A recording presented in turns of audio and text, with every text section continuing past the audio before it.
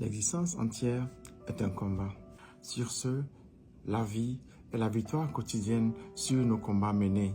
Et pour aligner toutes sortes de victoires qui vous tiennent à cœur, il faudrait bien atteindre une certaine maturité qui vous permet de percevoir ce qui ne peut être vu par les yeux.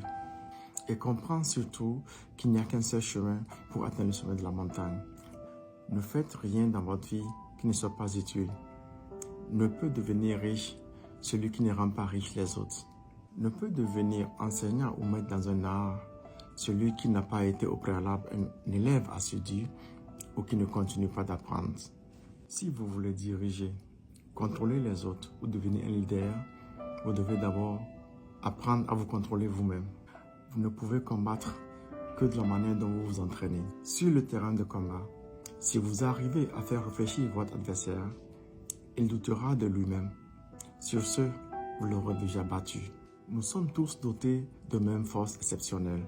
Seules nos pensées et nos croyances font la différence. Vous devrez tout faire pour avoir un œil d'aigle sur vos ennemis. Car si vous ne les contrôlez pas, ils vous contrôleront. Si vous n'arrivez pas à canaliser, à cadrer, à diriger et à contrôler votre vie, soyez-en sûrs que elle vous mènera dans toute la direction qui la plaira. Si vous connaissez parfaitement vos compétences, vos capacités et vos émotions, dans ce cas, vous connaissez parfaitement votre chemin de vie.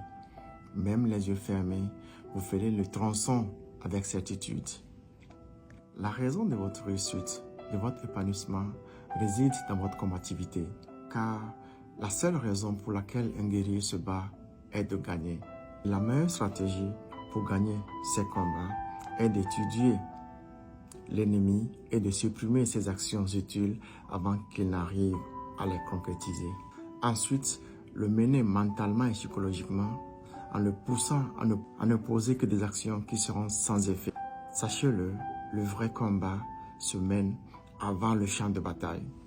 Ce n'est pas la victoire qui rend un homme beau, mais sa bravoure, son courage.